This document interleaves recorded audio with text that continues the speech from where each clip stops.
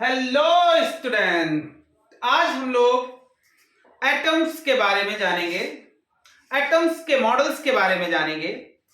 बहुत short video में मैं इसको आपको एक्सप्लेन करता हूं। एटम्स के मॉडल, सबसे पहले एटम का मॉडल जे थॉमसन ने दिया, जिसको हम प्लम पुडिंग मॉडल कहते हैं।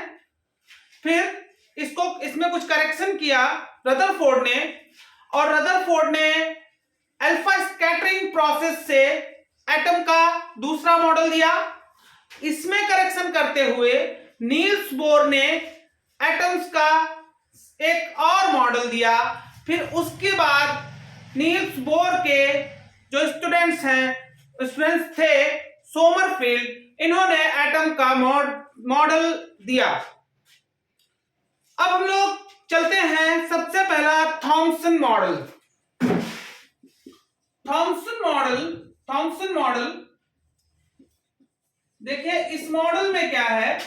थॉमसन मॉडल में हमको जे थॉमसन ने बोला कि जो एटम है वो एक तरबूज की तरह है, एक ठोस गोला है। It is a solid sphere. और इसमें जो जैसे तरबूज की सीड्स होती हैं, उसी तरह से इलेक्ट्रॉन डिस्ट्रीब्यूटेड हैं, और जो इसका जो रेड वाला जो हिस्सा होता है तरबूज का, वो इसका पॉजिटिव चार्ज है। इस तरह से थॉमसन ने इस मॉडल को दिया। इसको तरबूज मॉडल या प्लम पुडिंग मॉडल के नाम से जाना जाता है। तो इन्होंने इस मॉडल में इलेक्ट्रॉन्स को इस तरह से दिखाया कि तरबूज में जैसे बीज लगी रहती हैं, उसी तरह से इलेक्ट्रॉन्स रहते हैं, और ये जो बाकी का हिस्सा है, यहाँ पर बताया पॉजिटिव चार्ज रहता है। जो ये जीव द्रव्य होगा वो पॉजिटिव चार्ज होगा, और atom is a solid sphere. इसके बाद रदरफोर्ड ने एक्सपेरिमेंट किया, और उस एक्सपेरिमेंट में इन्होंने रदरफोर्ड का अल्फा स्कैटरिंग प्रोसेस, अगर मैं उसके बारे में स्टडी करूंगा, तो रदरफोर्ड ने यह देखा कि जो एटम्स हैं, एटम सॉलिड ना होकर के उनमें बहुत सारा फ्री स्पेस होता है। एटम कुछ इस तरह से होता है, इसमें एक बहुत छोटी सी जगह होती है जिसमें उसका टोटल पॉजिटिव चार्ज और मास रहता है। उन्होंने अल्फा स्कैटरिंग में देखा कि बहुत सारे अल्फा पार्टिकल्स एटम को भेद करके बाहर चले जा रहे हैं, और कुछ अल्फा पार्टिकल अपनी जगह से मुड़ जा रहे हैं, और कुछ अल्फा पार्टिकल तो ऐसे थे जो अपने ही अपने पाथ को ट्रेस कर रहे थे। तो उन्होंने बोला कि एटम के भीतर एक बहुत छोटी सी स्पेस होता है जिसको हम न्यूक्लियस कहते हैं। तो न्यूक्लियस की डिस्कवरी किसने की?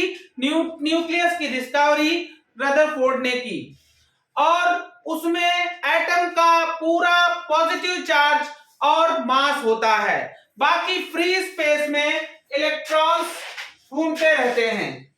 अब उन्होंने इसका मॉडल, एटम का मॉडल कुछ इस तरह से बनाया। रदरफोर्ड ने अल्फा स्कैटरिंग से एटम का मॉडल कुछ इस तरह से बनाया कि ये एटम है, ये इसका न्यूक्लियस है, और इलेक्ट्रॉन कुछ इस तरह की सेल्स में घूमते हैं। ये न्यूक्लियस है, पॉजिटिव चार्ज में आप लोग देख रहे होंगे। तो ये इलेक्ट्रॉन कुछ इस तरह से घूमते हैं। अगर ऐसा होता कि इलेक्ट्रॉन इस तरह से घूमेंगे, तो क्या होगा, एक समय इलेक्ट्रॉन की एनर्जी बहुत ज्यादा कम हो जाएगी, और इलेक्ट्रॉन एटम के न्यूक्लियस के अंदर घुस जाएगा, विच इज नॉट पॉसिबल। तो इसके बाद नील्स बोर ने इस मॉडल में कुछ करेक्शन करते हुए बोला, इस मॉडल में करेक्शन करते हुए कहा कि एटम के चारों तरफ सर्कुलर सेल्स होती हैं जिनमें इलेक्ट्रॉन घूमते रहते हैं, और इनमें घूमते हुए इलेक्ट्रॉन्स की एनर्जी फिक्स रहती है। नील्स बोर ने कुछ हाइपोथेसिस ली। सबसे पहली बात नील्स बोर ने बताया कि न्यूक्लियस होगा। एटम के भीतर न्यूक्लियस होता है और उसमें एटम का पूरा मास और पॉजिटिव चार्ज रहता है। फिर दूसरी बात बताई कि एटम के चारों तरफ, एटम के न्यूक्लियस के चारों तरफ इलेक्ट्रॉन फिक्स सर्कुलर सेल में रिवॉल्यूशन करता है और जिसका एंगुलर मोमेंटम L जो होता है NH/2 होता है, मींस H/2 का मल्टीपल होता है, जहां पर N जो होती है वो प्रिंसिपल क्वांटम नंबर होती है, प्रिंसिपल क्वांटम नंबर होती है। जो N होती है वो principal quantum number means number of cell को डिफाइन करती है। इसके बाद रदरफोर्ड ने बोला कि सर्कुलर सेल में घूमते हुए इलेक्ट्रॉन की कोई भी एनर्जी का लॉस नहीं होता है वो एक फिक्स एनर्जी से घूमता रहता है।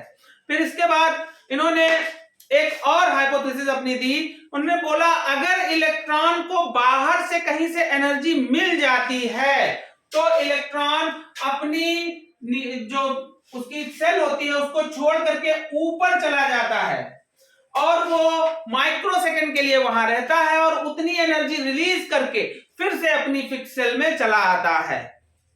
ठीक है, अब इसके बाद इस एनर्जी रिलीजन के लिए कुछ सीरीज यहां पर हम आप लोगों को बताएंगे, लाइमर, बामन, पास्टन, ब्रैकेट, फुंड। तो इन सीरीज को मैं आप लोगों को कल एक्सप्लेन करूंगा। Thank you students.